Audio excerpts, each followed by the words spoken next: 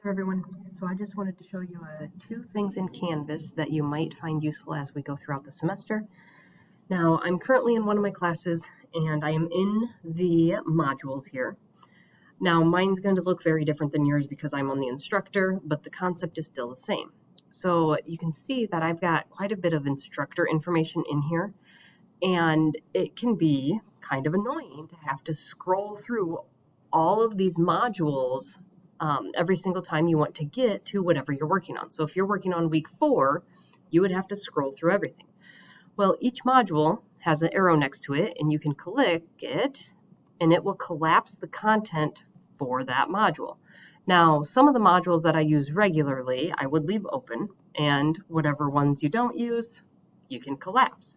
So if you're already done with the orientation or the start here stuff, you can go ahead and collapse it.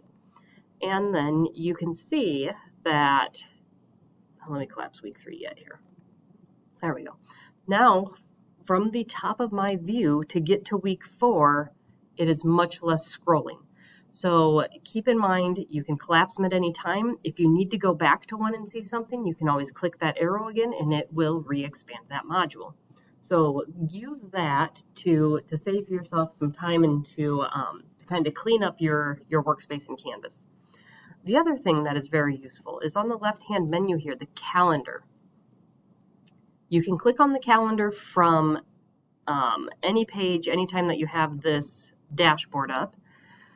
Now, on the right-hand side here, you will see your classes listed, and you can select them and deselect them to show certain things. I would recommend that you have all of your classes selected at all times.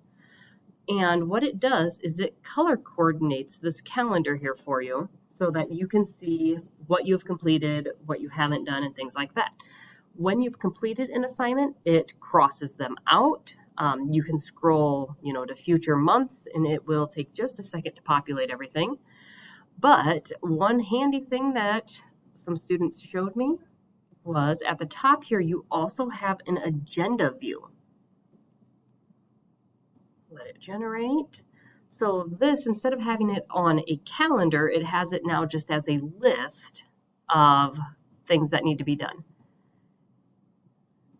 And you can click on the dates if you want to go, let's say we want to go back, to a previous, it'll start now on the date that I selected, and you can see things that are crossed out have been done, things that aren't crossed out, either haven't been done or haven't been graded, or if it is something from maybe a different website, it sometimes doesn't cross them out. So those would be things to check on, but you can see now in a list view instead of things that you have left to do or things that you have completed.